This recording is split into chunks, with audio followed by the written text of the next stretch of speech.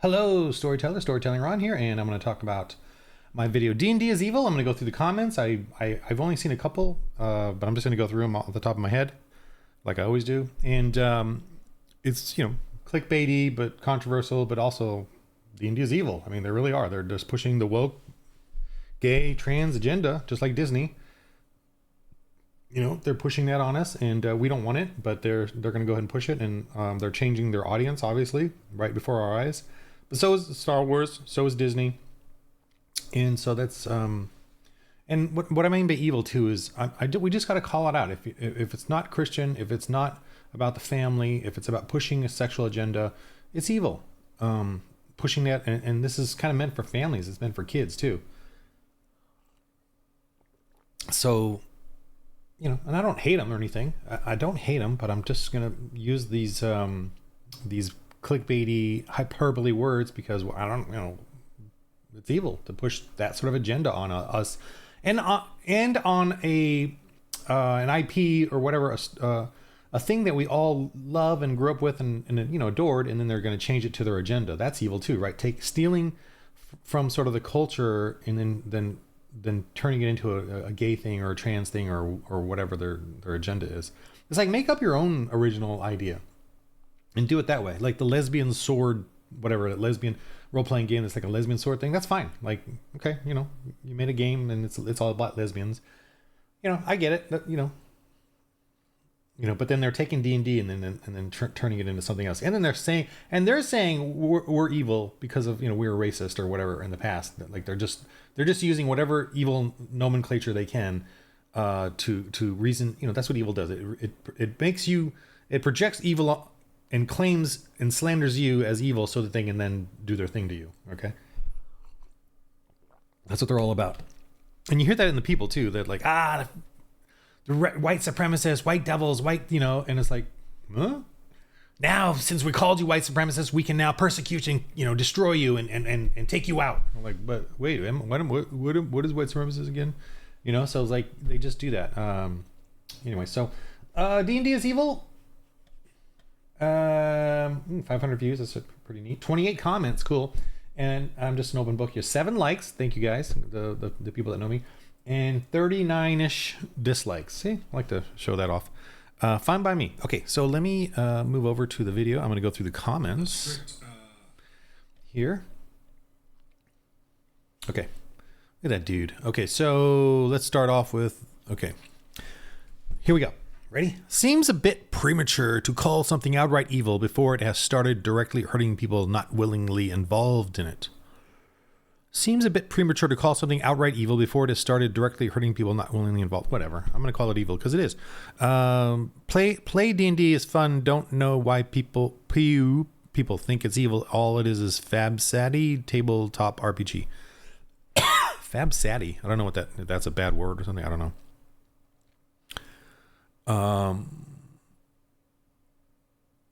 Not willingly involved in it. Yes, you can call something evil. It's evil because they're promoting it as trans and gay, and that's not what it was. And they're saying that the people that created it are evil, right? They were racist. They were this. They were that. Whatever. So it's just, let's just put it right back into them. And again, I don't hate D&D. It's the agenda. It's what they're doing with it today. That is ridiculous. And then also, we Christians, we have been giving up our faith to play the game, and that's wrong too. We need to actually be Christians in the game, which is evangelism and church planting. And the game, even the old game, doesn't allow that. There's no mechanics for that, but you can do it. But then it becomes offensive. See, it becomes offensive to everyone. So then you have to decide. Well, gee, has this been a game I should be playing all along? Am I for the Lord? Am I doing something for the Lord, or am I just putting away my faith to be a pagan in this game? Because all that is, and everyone I hear every time, the agenda is get treasure, be a hero, be heroic and gain levels, gain experience, get treasure. It's all about that. It's all about the self gain in this game, which is paganism. Paganism is all about the self. So, I do this ritual and I get this. I fight them and I get this treasure. I save these people and I get experience points. Where's the Christianity in that? And that's all paganism. It's like, so you're saying, well, okay, I'll give up my faith. It's just a game. Well, then why are we playing pagans? Why are there gods? Why do we worship them? Or why do we interact with them? Because that's what paganism is. Paganism is about interacting with this god and then fighting this evil god, and then serving the good god and then fighting the evil god, and getting your experience points and getting your gold. It's paganism. So if we can play as a pagan, which is a religion, a belief system, whatever, why can't we play as a Christian? You know, why aren't you playing as a Christian? And if that means you get kicked out of the group, or you have to give up the thing, then just don't play a pagan. Oh, but I'll play good. Well, pagans can play good. That's not Christian. That's not Christianity. Being good. No, that's not Christianity. You know that. It's serving the Lord. That is Christianity. And the only way you can be good is if you serve the Lord. Because someone that says that they're good, they're not good. They're lying. You know that, Christian. Okay. The thousands of people making paladin or cleric based off Judeo-Christian diaspora. Huh? Yeah, exactly. No, dude. No, that's not it. That's not Christianity. Being a paladin or cleric in a pagan world is not Christianity. Acting good and holy in a pagan world while serving a pagan god is not Christianity. So, no. Dude. Okay. I thought this was satire in that intro. I know, I'm just a goofball. I know, I just babble on and blah, blah, blah. I should like write out a script, do each little line, and edit. But I just don't want to, I'm an idiot, or God just doesn't want me to do it. I don't know. I just don't want to do it. At least I don't feel like it. This guy plays more like make-believe than the D&D players. I don't know what that means. I mean, I kind of know what that means, but yeah, whatever. For the Lord RPG, man. Okay, are you going to tell the Catholic Church to stop sexualizing children too, or no? Not to mention the great number of American Christians who are on the sex offender registry. Okay, so this guy, he's posting everywhere. Okay, so what is this, Mr. Monster 916666? Okay, so yeah, of course, sexualizing children too. So this is a constant repeat of their whatever. And I'm going to say it again, over and over. We got, whatever. I'm going to say it again and again and again. The sexualizing of children in the Catholic Church was done by gay men. It was like 90% teenage boys that were sexualized and abused by gay men. There was very few girls that were being done this way. It was always boys. The gay men were part of the seminary, part of the priesthood, and they knew each other. It was a network. Gay men, and the gay culture is doing that now. So who is the Catholic Church today promoting grooming, sexualizing of children, or is the gay culture today promoting sexualizing, grooming? See, this guy, not being a chosen of God, cannot see the truth before his eyes. The truth before his eyes is that the children being sexualized today are being sexualized by gay men, by the drag queen thing, by the LGBTQ agenda is pushing on their pride parades. They're pushing sexuality in the public, in the government. And this Mr. Monster here can't see that because he's not chosen by God, and he will never see it. God will not let him see the truth until the day he goes before God. Then he will see the truth. So the Catholic Church is a victim of this. And what I'm frustrated with by you Catholics is you're not fighting harder to fight against this ridiculous claim. I love you guys. You guys need to fight harder. They go into the church, sexualize the children, and then they go out of the church and then blame the church. Also, the church tried to follow in the 80s, which is when most of this happened. I mean, today they're obviously being more vigilant, but back then when this was happening and was being widespread through the gay agenda, remember the Gay Manifesto of 1987 is recorded officially in Congress.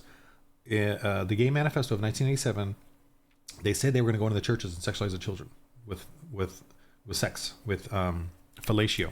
They're going to get the boys. That's an official document in the government that back when the Christian men were running the Congress, they put that in there and they said, hey, this is bad and this is happening and we need to do something about it, investigate it. Today they're not going to investigate it, they're actually promoting it, and the FBI is supporting it, and whatever. So, not to mention the great number of American Christians who are on the sex offender registry. Okay, if Christians are on a sex offender registry, one, I don't think they're Christian, because you're breaking Christian ethics and morals by being a sex, whatever. and you cannot do it again. And, and if you fail in that regard, you should, well, one, get the full extent of the law upon you, but then also can't do it again. I mean, the churches need to help you and stop you from whatever, you're doing after you've paid your dues to society. But here's the thing about this. It's actually true. We're all sinners. So we Christians have got us covered. We're all sinners. You, Mr. Pagan dude here, Mr. Monster, you're like, oh, there's good in all. We're all generally good, which is a bunch of crap. Also, in our church, in our church today, men cannot be alone with children in the child watch. There has to be a woman there. The men cannot allow the young children to jump on their lap. They're not allowed to do that. Men cannot take the children into the bathroom. Only the women can. So we know about the sexual sin of man. You guys don't, though. You guys want men to go into women's bathrooms. You want men to be women and then invade their private spaces. Mr. Monster again. God and Jesus told me it's okay to play Dungeons and Dragons. No, he didn't. That's the devil or yourself, whatever. And again, I don't hate Dungeons and Dragons inherently, like the raw, old school Dungeons and Dragons and the concept of role playing and having fun and even not having Christianity. It doesn't bother me that much in that sense.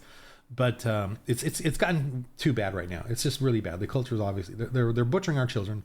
They're sacrificing our children, and the ones that survive, they're trying to sexualize them. So I'm kind of like, you know what? We need to pick sides now. It's gone beyond comfort zone, Okay, I find it hilarious how this guy, and I don't even know, I haven't read this one yet, how this guy goes while directly referring to the left when he says Democrats, that they want to control you using courts, military, and government, when leftism is about not trusting government, and that the military is a force used by government to control civilians, shows the baseline knowledge we're dealing with. Also, just the use of woke culture, which we know he cannot define, is just a buzzword at this point. Read more. Okay. And paganism in a fantasy book that you can make it about anything you want. Just, this guy really needs more time outside. Dude can only see things through the us versus them lens. You're sacrificing children. You're sexualizing children. I mean, that's the lens, right? The left is about not trusting government. You're Marxist. All you want is government. All you want is government. You guys vote in the same people over and over all the time. This is, they can lie. Obviously, the left, this guy.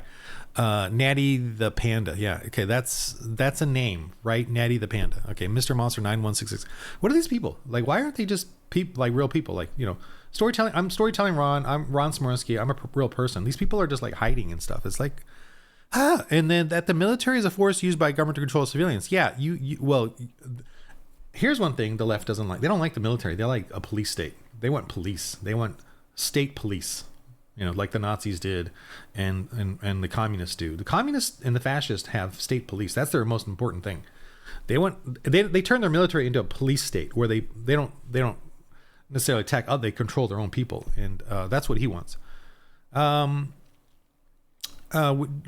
also just the use of woke culture, which he cannot define. It's just a buzzword at this point. Wow, whatever.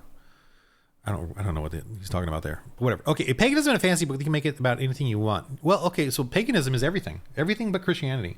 And I think there's a guy here. I had a genuine question on which I'm going to answer. I probably should answer that one first since it was a genuine one. But I will answer that here in a sec. Okay, okay, Simon Didson, have you come from the year 1983? What the F is anyone in the year of our Lord 2024 doing calling D&D satanic? My thoughts exactly. So, everyone's going to come on here. Obviously, I'm attracting D&D people to this, and they're going to defend D&D like it's one of their mini gods. Mini, not many. Well, that's actually both is correct. Many and a mini. They're going to come and defend it because I even notice Christian men who get a little defensive on D&D in front of me. It's very annoying. I shouldn't be annoyed. I should be understanding, which I am. I'm understanding because D&D has such great memories. But it's not D&D that's important. It's your storytelling that's important. Your great experiences in fellowship. That's the important part. And D&D is not a god. It is not sacred. It is not the important part of that. it helped facilitate it, but it doesn't own it. It doesn't own storytelling, and it doesn't own fellowship, and it doesn't own role-playing games, the concept. It got there. I don't even, was it the first ever and deserves credit for that? Maybe not, but it came from somewhere. It came from the Wartop tabletops. It came from a bunch of different people putting it together, and I'm fine. D&D is fine, but it doesn't, it's sold out. It doesn't have the same heart that you all are like trying to worship or whatever. Give it up, do for the Lord RPG. Unless there's other Christian RPGs out there that have evangelism and church planning. Do that. Screw these people that worship D&D. I'm being mean here or whatever, but it's so ridiculous. They're telling me screw off, so I'm telling them to screw off. So whatever. Is there a middle ground? I don't think so. I just don't think so. I'm kind of tired, but I don't think there's a middle ground. I don't. They want to bring in sexuality. They want to bring in trans. They want to bring in gay. I don't, and they want to change D&D. So if they're changing D&D, then it's not D&D. And the Satanic Panic too, just so you know, was born from Hollywood, from the Tom Hanks movie, from the media that controlled everything. They got us all to fear D&D, when it first became about. And I know why, because they knew it was an alternative to them. They knew they had to bring something in there, and they had to play with the Christian fears to start up something. And the young man that they claimed was the one that had that issue. Guess what? He was on drugs, and he was part of a gay culture in the university that they were hiding. They discovered that. They mention it, but then they just put it aside as if it wasn't important. It was the D&D that caused him to be satanic. They don't mention the drugs. They mention the drugs, and they mention the gay thing, that there were a bunch of gay men that were controlling this dude and the university, and had an underground gay culture there, which is huge everywhere. They don't want, but they just put that aside and said it was the D&D that messed him up. He made him suicidal. Okay. Another dude. How many posts are you? Okay, this is what the sources of Dungeons & Dragons was based on the theme of Lord of the Rings, a book written by a very strong Christian. You start losing your head mind. I think you should ask Jesus if you're okay. So back then, sure. Yeah. Not today. No. Wait, you're telling me that a woman can't be a paladin or cleric? So you're a sexist. Well, this dude, man. Bro, you are tripping. Jesus would love to play a game of Dungeons & Dragons. I wonder if him and Horus would love to play together. See? Look at that. Yeah. So you're going to attract wonderful satanic people with a satanic symbol. It's getting, it's just, I don't mind, I'm looking for entertainment value in this. Okay. I'd love to have a theological discussion debate with you. We both firmly believe in God, Christ, and the Holy Spirit, and yet we have fundamentally different views on God. Yeah, well, so I don't, Pastor John MacArthur, what I replied to, Pastor John MacArthur is my pastor. You can learn a lot more listening to his sermons, vids, and go forth and do something for the Lord. That's all I need to tell him. Okay. One question. How are you so sure that God exists? And even so, how can you be so sure that you are right about him? There are so many different interpretations of the same God. Christianity, Judaism, Islam all worship the same God. No, they don't. Just through different books. Even Christians have many different interpretations. How do you know? Yes, that's true. How do you know? This is a genuine question, as I am agnostic. Okay, this is the one. Person cannot fathom this amount of certainty about anything. Okay. All right, so the Satan guy here. Hot Bara Dad. Okay, I believe in my gods, but even I can admit I can very well be wrong about them. I don't believe I am, but I'm not close to that possibility. Of course, he's open and caring, and as a Satanist. I'm gonna get to him auto back here. Well, let me go through all these, and then my finale is going to be on his thing. And okay, suicide and crisis lifeline. I hope you reach out to find somebody that can offer you the mental health care you need. Good luck on your journey to wellness. Well, I don't believe in luck, and I'm joyful. I've got Jesus. So okay. Exodus 4:24. You literally worship an evil God who wanted to kill his best servant ever. Technically it's God, uppercase, because it's both his name in Christianity and he is a monotheistic God. You literally worship an evil God and he wanted to kill his best servant over foreskin. Oh, huh. I guess I'll have to look that up. I know he's talking about the foreskin thing, but I want to know the exact verse. I'll look that up here in just a sec. D&D is let me just look it up right now. Let me pause and get that verse. Actually, let me not pause and just, I love Bible Hub. It got all the different translations and, and compares them so you could see, and because we Christians do that, we kind of do that. Let's see, what do you say here? 424. Let's just read that real quick for the fun of it, because it's joyful. I think this is fine. You guys, it's been cut off for you guys, but we'll just go with it. Okay, I'll read it. Now, at a lodging place along the way, the Lord met Moses, who was about to kill him. Oh, but Zipporah took a flint knife, cut off her son's foreskin, and touched it to Moses' feet. Surely you are a bridegroom of blood to me, she said. So the Lord let him alone. When she said bridegroom of blood, she was referring to the circumcision. I'm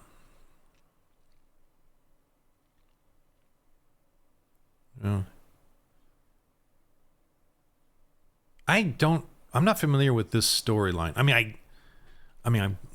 I've read it, but yeah, this is a little bit, I know there's something going on here. I can't remember what. Let me see.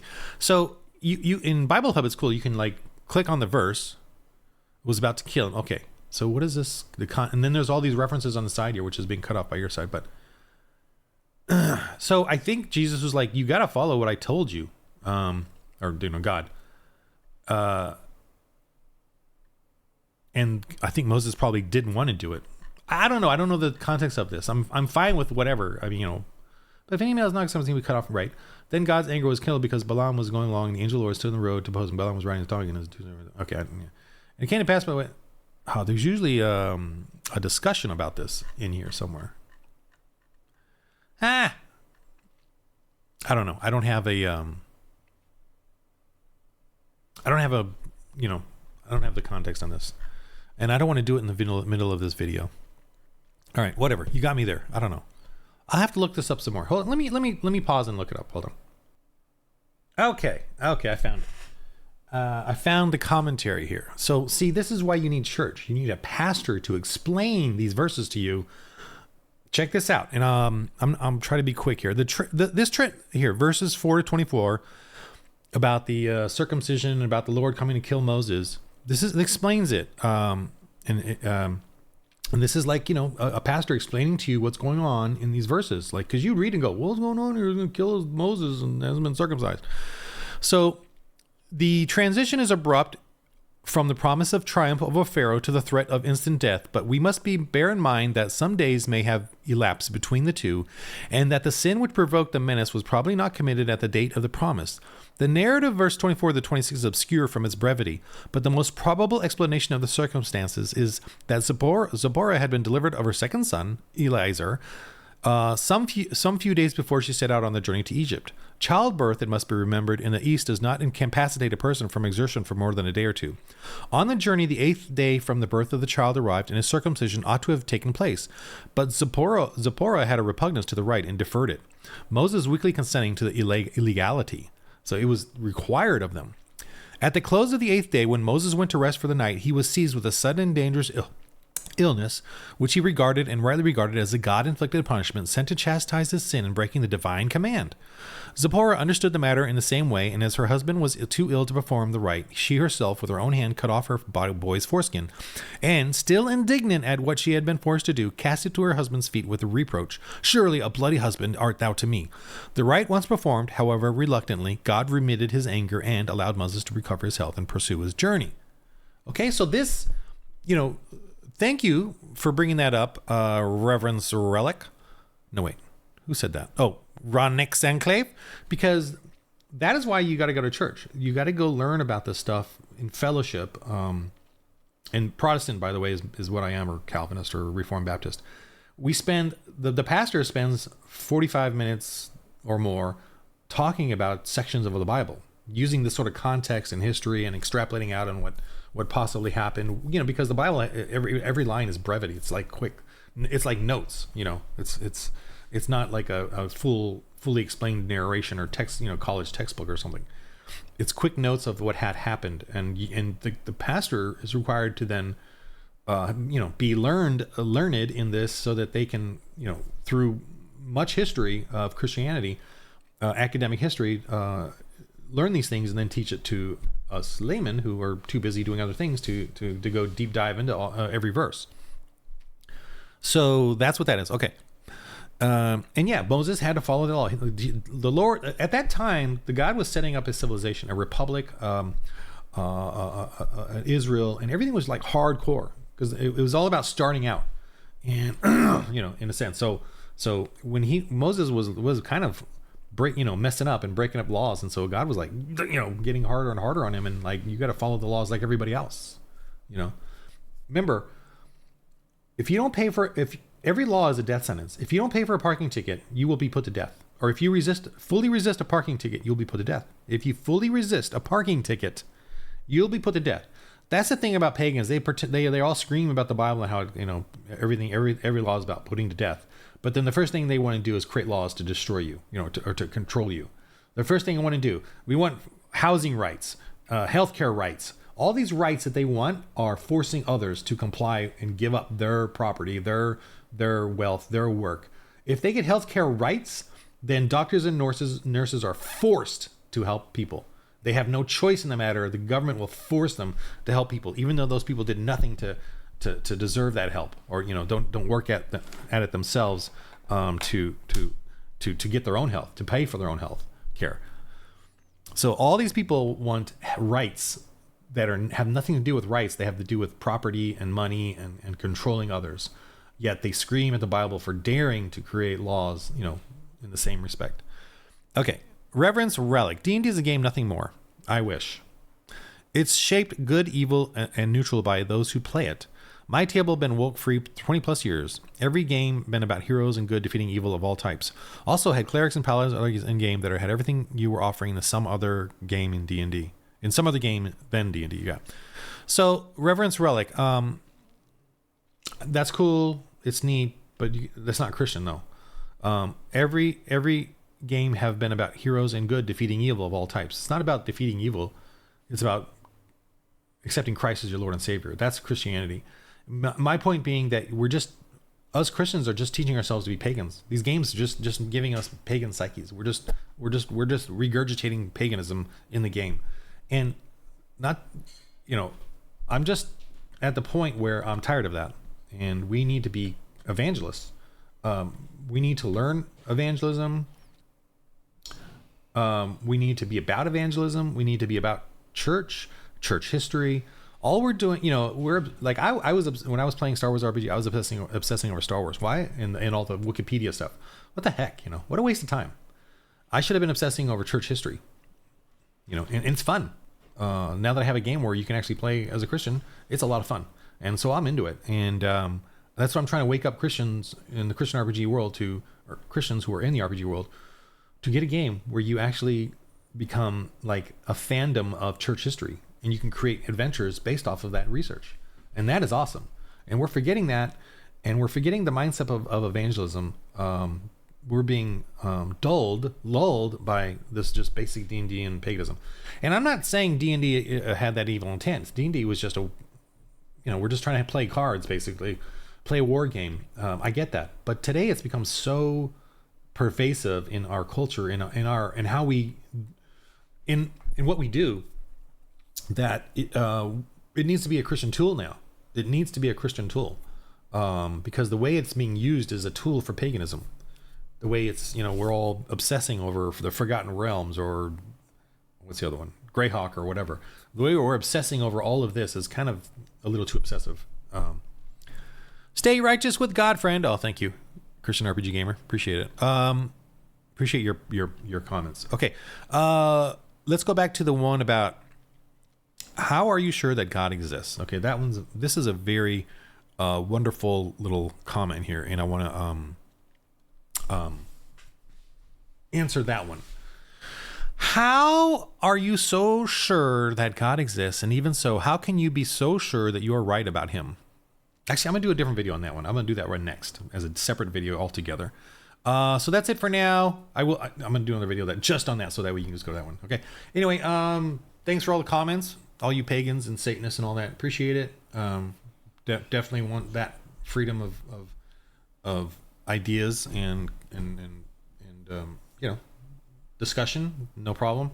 And I like it this way because it's very controlled. I can say what I want. You guys can say what you want. And we're just not bothering each other that much. And you don't have to watch this video. So, just the people. I just want the people to watch this video who want to learn from me, who see value in me. Most of you didn't even watch the whole video. I can tell by the engagement. It's pretty bad, but that's because I just babble. I babble like a fool, but that's just who I am for now. I think that is what I want to do. I only want those who really want to watch, learn from this. Okay, that's it for now. I'm gonna do another video on that guy's question anyway. For those of you who are here to the end here, you fellow Christian men, let's get working on some. If you're into RPGs, if you love it and you're a GM and all that, this is the game for you. I'm telling you, this is the game for you. RPG, for the Lord, RPG. I got 3 cool settings. I'm gonna come up with some more settings. I'm working on it. I just need your support. And start a game and put it on YouTube. I really need more people playing that I can just watch. Because everyone else just kind of, oh, they're going to go get more treasure. Oh, they're going to get more this. Okay, well, anyway, in the game of life, roll holy dice.